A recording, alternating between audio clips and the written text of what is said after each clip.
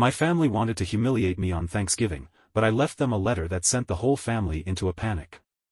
Thanksgiving invitations weren't something I expected anymore. For years, my parents had made it clear that I wasn't exactly a priority. My older brother, Daniel, and his perfect family? Sure. My mother gushed about them to anyone who would listen. But me? I was an afterthought. That's why I was so surprised when my mother, Helen, called me 2 weeks before Thanksgiving. "You and Oliver should come this year," she said, as if she were doing me a favor. "We're having the whole family over. It's been too long." For a second, I was speechless. In the past, my invitations had always been vague, more of an obligation than a true welcome. 3 years ago, I'd stopped going altogether. I hadn't wanted to subject my son to that kind of treatment. But Oliver, my 10-year-old, had been asking questions. "How come we never go to Grandma's for Thanksgiving?" he had asked last year, watching a cartoon turkey wobble across the screen. I didn't know how to explain it. How do you tell your child that their mother is only tolerated by her family? That no matter how much she tried, she would never be enough for them? So this year, when my mother called, I hesitated. Maybe things had changed. Maybe she had changed. "All right," I finally said. "We'll be there." Helen didn't sound particularly excited, but she didn't rescind the invitation either. "Good," she said briskly. "Dinner starts at 4. Don't be late." She hung up before I could respond. I spent the next 2 weeks trying to push away the anxiety building in my chest.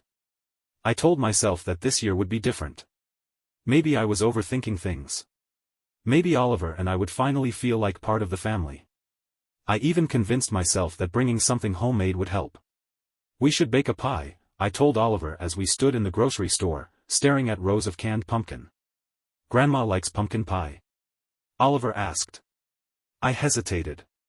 I wasn't actually sure what my mother liked. "She'll appreciate the effort," I said instead, picking up a can. Oliver didn't question it. He was an easygoing kid, one of the few people in my life who never made me feel like I had to prove myself. That night, we made the pie together, my son carefully measuring the cinnamon while I rolled out the crust. As the warm scent of spices filled the kitchen, I let myself believe, for just a moment, that this Thanksgiving might actually be a good one. I had no idea how wrong I was. The drive to my parents' house was quiet. Oliver sat in the back seat, kicking his feet as he stared out the window. "This is where you grew up?" he asked as we turned into their neighborhood, where the houses were large and perfectly maintained, their driveways lined with luxury cars.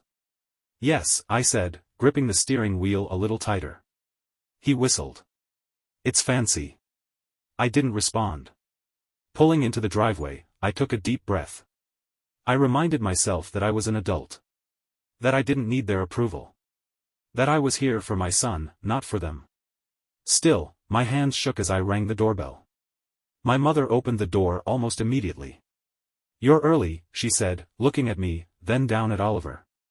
It wasn't exactly a warm welcome. "Happy Thanksgiving, Grandma," Oliver said brightly, holding out the pumpkin pie with both hands. Helen took the dish with an unreadable expression. "Well, come inside," she said. "Everyone's already here."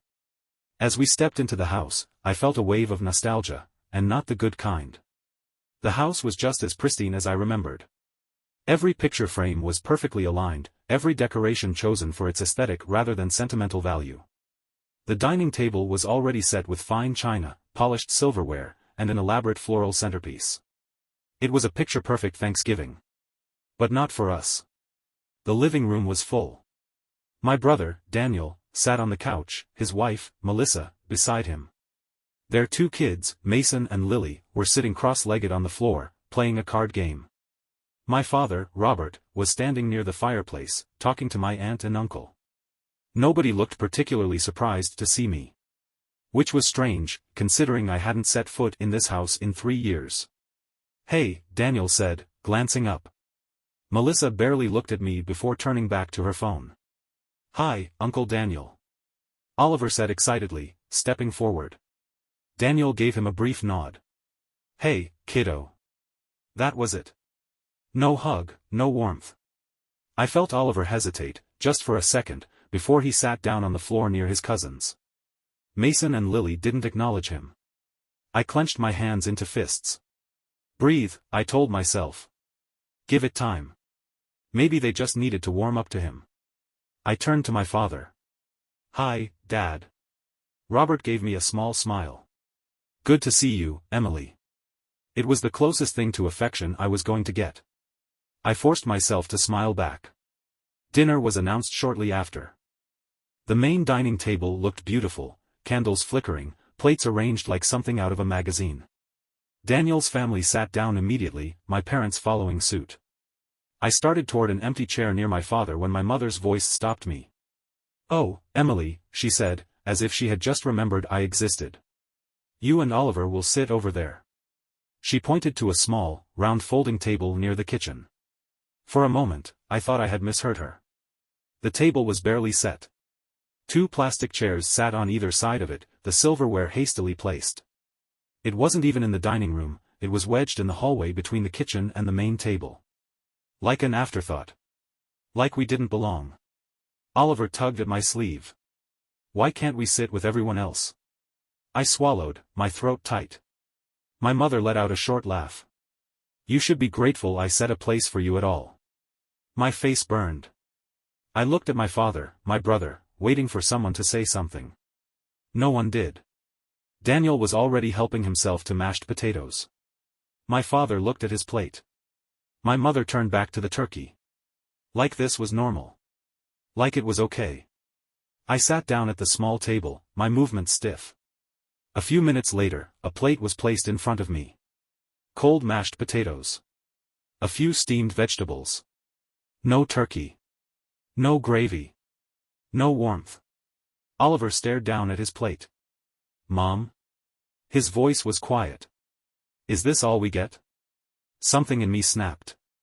I stood up. Oliver, I said, my voice shaking. Let's go. The room fell silent. I reached into my pocket, pulled out a small piece of paper, and placed it in front of my mother. Then, without another word, I took my son's hand and walked out the door. The cold night air hit my face as we stepped outside. I gripped Oliver's hand tightly, my heart pounding in my chest. I could still hear the muffled hum of conversation from inside, the clinking of silverware against china. No one had come after us. Not my father. Not my brother. Not even a single relative. I reached for my car keys with shaking fingers, willing myself not to cry. I had known, deep down, that this would happen. That coming here had been a mistake. But I had wanted so badly to believe otherwise. Oliver was silent as we got into the car. Mom, he finally said as I buckled my seatbelt. I inhaled sharply, trying to steady my voice. Yeah, baby? Did I do something wrong? I felt my heart crack. No, sweetheart. I turned to look at him. His small face was illuminated by the glow of the dashboard lights, his brown eyes filled with confusion. You didn't do anything wrong. Then why don't they like us? I opened my mouth, but no words came. I didn't know how to explain generational favoritism, how some children were golden while others were made to feel like burdens. I didn't know how to tell him that my own mother had spent years making me feel like an outsider in my own family. So instead, I reached across the console and squeezed his hand. We don't need them, I whispered. Oliver nodded slowly, but I could tell he didn't quite believe me yet. Neither did I. I pulled out of the driveway, heading toward the main road. The streetlights flickered above us as I drove through the quiet town. Are we going home? Oliver asked. I glanced at the clock. It was just past 7. We could go home. I could heat up some leftovers, let Oliver stay up late watching cartoons. We could pretend this night never happened. But something about that felt wrong. We deserved more than a frozen dinner. We're getting a real Thanksgiving meal, I said firmly. Oliver perked up. Really? Really? He sat up straighter in his seat, his disappointment momentarily forgotten. Where? You'll see. I didn't know yet. But I would figure it out. 15 minutes later, we pulled into the parking lot of Rosie's Diner, one of the only places in town still open on Thanksgiving night. The neon open sign buzzed in the window, casting a faint pinkish glow onto the pavement. The inside was warm and bustling, filled with the comforting clatter of dishes and quiet laughter. I let out a breath I hadn't realized I was holding. This felt right. A bell jingled as we stepped inside. A waitress in her 60s, with short silver hair and a friendly smile, glanced up from behind the counter. "Well, look who it is," she said. "Emily, isn't it?" I blinked, surprised she remembered me. "Yes," I said. "And this is my son, Oliver." She gave him a warm smile. "Nice to meet you, kiddo. I'm Rosie." Oliver smiled shyly. "Just you two tonight?" Rosie asked, grabbing 2 menus. I hesitated for half a second before nodding. "Well, then," she said, leading us to a booth. "You came to the right place. Best turkey dinner in town." We slid into the worn leather seats, and for the first time all day, I felt like I could breathe.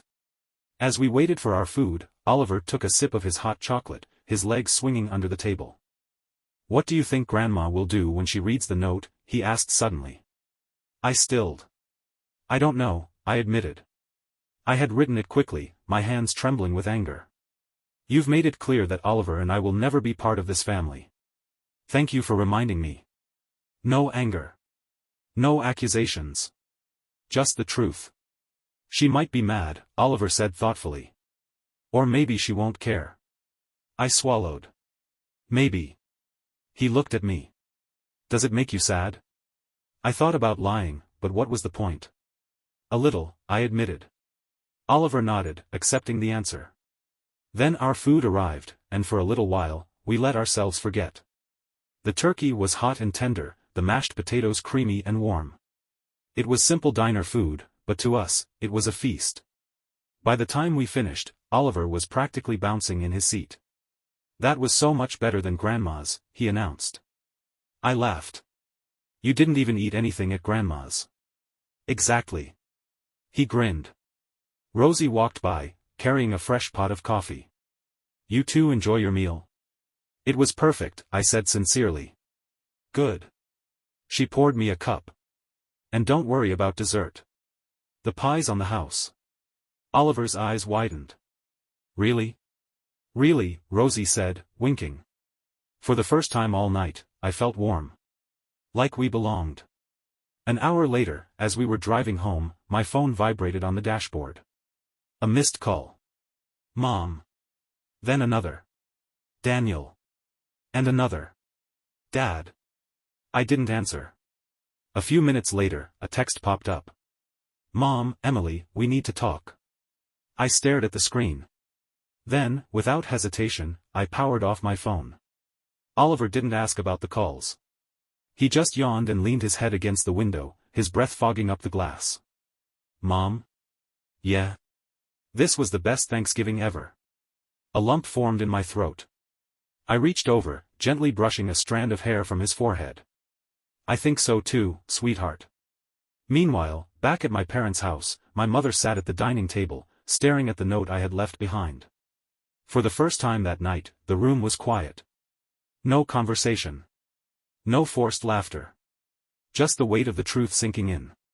My father, standing near the fireplace, rubbed a hand over his face. Daniel looked away, suddenly very interested in his wine glass. And my mother, always composed, always indifferent, simply sat there, holding the note in her perfectly manicured fingers. Her lips pressed together. Her nails tapped against the table. And then, without a word, she folded the note neatly in half and placed it beside her plate. She never mentioned it to the family. But I knew she had read it. And that was enough. The morning after Thanksgiving was quiet. Sunlight streamed through my bedroom window as I pulled the covers over my head, trying to ignore the world for just a little longer. I knew what was waiting for me. Missed calls. Text messages. I wasn't ready to face them yet. From down the hall, I heard Oliver humming as he played with his action figures. He had bounced out of bed the moment he woke up, still riding the high of our diner Thanksgiving. I smiled to myself. At least one of us had good memories from last night. After dragging myself out of bed, I padded into the kitchen, rubbing my eyes. I had barely slept. I made coffee first, then hesitated before finally turning my phone back on. As expected, the screen filled with notifications. 12 missed calls, Mom 6 missed calls, Dad 3 missed calls, Daniel. Then the text started appearing. "Mom, Emily, call me." "Mom, I don't appreciate how you acted last night. Mom, you overreacted. Daniel, you embarrassed Mom in front of everyone. Dad, call me when you can. I stared at the messages, my jaw tightening. Overreacted? Embarrassed her? I put my phone down, exhaling through my nose. I wasn't going to let them drag me back in. Mom?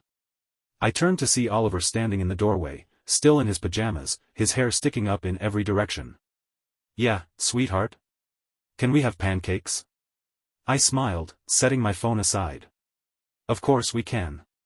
Halfway through breakfast, my phone buzzed again. Another call. But this time, it wasn't from my mother. It was from my dad. I hesitated. Of all the people in my family, he had been the only one who might have stepped in. Who might have tried to defend me. But he hadn't. Still, something in me told me to answer. I grabbed my phone and walked into the living room before pressing accept. Hello? There was a pause on the other end. Then my father sighed. Emily. His voice was tired. Dad. For a few seconds, neither of us spoke. Then he cleared his throat. I wanted to see if you were okay. I wasn't sure how to respond. Part of me wanted to say, are you serious? Where were you last night? Why didn't you say anything? But another part of me was just too exhausted to fight. I'm fine, I said. Another pause. Then, softer, Oliver. He's fine too. Dad sighed again. I know last night was, a lot, he said carefully. I let out a humorless laugh. That's one way to put it. He hesitated. I wish things had gone differently. Yeah, I said. Me too. But they hadn't. And he hadn't done anything to stop it. I wasn't sure I could forgive that. After I hung up, I sat on the couch, staring at the ceiling. I should have felt something. Anger. Sadness. Betrayal. Instead, I just felt tired. I wasn't going to change them. I had spent years trying. I had spent years believing that if I was just good enough, if I was polite enough, if I was successful enough, if I followed all the rules, then maybe, just maybe, they would treat me the way they treated Daniel. But that had never happened. And now, it never would. A strange sort of relief settled over me. For the first time in my life, I wasn't chasing their approval. I didn't need it. I had my son. I had my own life. And that was enough. Later that afternoon, I took Oliver to the park. It was cold outside, but he didn't seem to care. He ran across the field, his laughter echoing through the crisp autumn air. I watched him, sipping my coffee, feeling lighter than I had in years.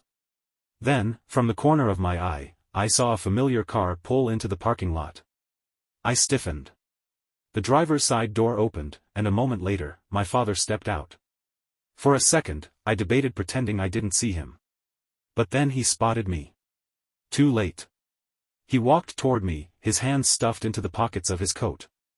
I figured I'd find you here, he said. I raised an eyebrow. You came looking for me? He nodded. I wanted to talk. I sighed. Dad. Just hear me out. I crossed my arms. Fine. He exhaled, glancing at Oliver, who was now trying to do cartwheels in the grass. Then he turned back to me. You know your mother, he said finally. I let out a short, bitter laugh. Yeah. I do. She wasn't raised to be warm, he said. Her mother was even worse. I frowned. I had never met my grandmother, she had died before I was born. My mother rarely talked about her. She was strict, Dad continued. Harsh. Unforgiving.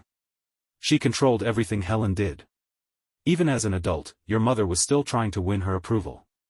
I swallowed hard. She learned from her mother, Dad said quietly. And then she passed it down to you. I looked away. I didn't want to hear this. I didn't want to understand her. She had spent my entire life making me feel like I wasn't enough. Why should I feel sorry for her? Dad sighed. I'm not saying it excuses anything. But I am saying that maybe she doesn't know how to be any different. I shook my head. That's not my problem anymore. He nodded slowly, as if he had expected that answer. Then he reached into his pocket and pulled something out. A folded piece of paper. I recognized it instantly. My note. She read it, Dad said. And she didn't throw it away. I stared at it. For a long time, neither of us spoke. Then Oliver ran over, breathless and grinning. Mom! Did you see that? I almost did a cartwheel. I blinked, snapping back to reality. I smiled at him. You were amazing, buddy. He beamed. Then he noticed my father. Hi, Grandpa. Dad gave him a small smile. Hey, kiddo. Oliver looked between us, then whispered, Are you guys fighting? I shook my head. No, I said. Just talking. Oliver nodded, then ran back toward the playground. I turned back to my dad. He still held the note. Slowly, carefully, he placed it on the bench beside me. I just thought you should know, he said. Then, without waiting for an answer, he turned and walked away. I watched him go, my emotions tangled in ways I didn't know how to unravel. Finally, I picked up the note. I ran my fingers over the creases. Then, without opening it, I tucked it into my coat pocket. For later. For when I was ready. But not today. A week passed before I finally read the note. It sat in my coat pocket the entire time, folded neatly, untouched. I carried it with me everywhere, on my morning drives, during Oliver's school drop-offs, even when I curled up on the couch at night. But I wasn't ready to read it. Not yet. Then, one night, after Oliver had fallen asleep, I found myself sitting alone at the kitchen table, staring at it. I took a deep breath and unfolded the paper. Inside, written in my mother's perfectly controlled handwriting, were just 6 words. We need to talk. Call me. I exhaled, my shoulders sagging. That was it? No apology. No acknowledgement of what had happened. Just a vague request, like I was supposed to pretend everything was fine. I clenched my jaw and pushed the note away. I wasn't calling her. Not after everything. She didn't get to decide when we talked. She didn't get to summon me like a child waiting for scolding. For once in my life, I was choosing myself. Saturday morning, Oliver was at his friend's house when the doorbell rang. I opened the door without thinking, expecting a delivery or a neighbor. Instead, my mother stood on my doorstep. I froze. She looked different. She wasn't wearing her usual expensive coat or meticulously applied makeup. Her hair was pulled into a low ponytail, and in her hands, she held a small paper bag. May I come in? She asked. I stared at her. For a moment, I considered saying no. But something in her expression, something uncertain, something unpracticed, made me step aside. She walked in slowly, glancing around like she had never been in my house before. Which, I realized, she really hadn't. Not once. She sat down on the couch, clutching the bag in her lap. I folded my arms. What do you want, Mom? She hesitated. Then, after a long pause, she reached into the bag and pulled out a neatly folded sweater. I made this for Oliver, she said. I blinked. You made it? She nodded. I stared at the sweater, struggling to picture my mother knitting anything. She had always been too busy for things like that, too focused on maintaining appearances, too distant for hobbies that required patience and care. I learned, she said, as if reading my mind. It helped me think. I swallowed. For the first time, my mother looked uncertain. She took a shaky breath. Emily. I waited. She looked down at her hands. Then, softly, I was raised to believe that love had to be earned. I frowned. She didn't look at me as she continued. My mother, she never hugged me. Never told me she was proud of me. She only cared about how I looked, how I acted. I spent my entire life trying to be what she wanted. Her fingers gripped the sweater. When I had you and Daniel, I told myself I'd do better. But all I did was repeat what I was taught. I inhaled sharply, my chest tightening. I know I've hurt you, she said. And I know that a sweater doesn't fix that. She finally looked at me. But I want to try. I clenched my hands, my emotions tangled. This wasn't an apology. Not exactly. But it was something. A crack in the armor she had worn my entire life. A small, hesitant step toward change. And for the first time, I saw her, not as the cold, unreachable woman I had known, but as someone just as lost as I had been. I took a slow breath. This doesn't erase everything, I said. I know. I don't know if I can forgive you. She nodded. I don't know if I want to forgive you. A flicker of pain crossed her face, but she didn't argue. Instead, she held out the sweater. Just, give this to Oliver. I hesitated. Then, finally, I took it. It was soft. Warm. Like something made with care. My mother stood up, smoothing her hands over her jeans. I won't bother you again, she said. She walked toward the door, then paused. If you ever change your mind, I'll be here. Then, quietly, she left. I stood there for a long time, staring at the sweater in my hands. I wasn't sure what had just happened.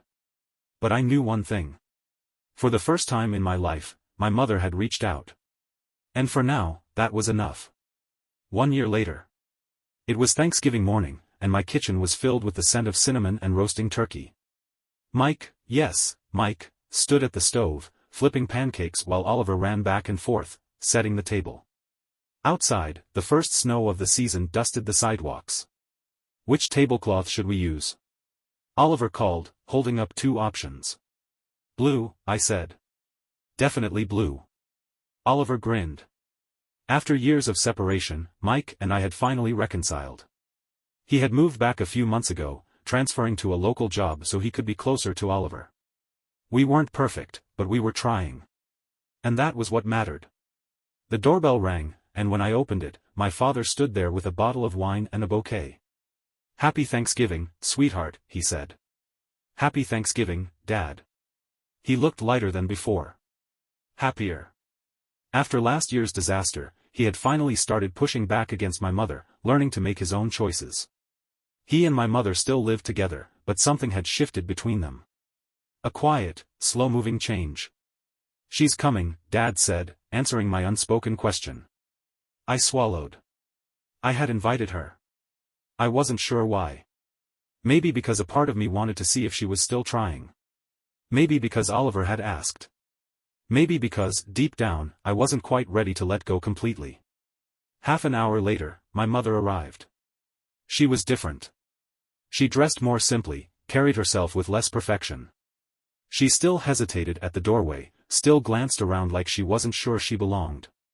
But when Oliver saw her, he ran to her without hesitation. Grandma. You came. She knelt down, hugging him tightly. I wouldn't miss it, she said. He pulled her inside, chattering excitedly about the food, the decorations, the pumpkin pie we had baked together.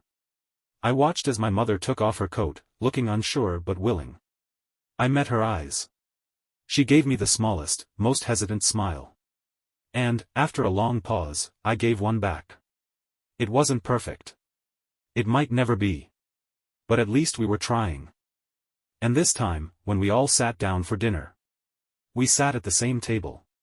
Thank you for watching the video, like it if you watched the video to the end and don't forget to subscribe. Have a nice day.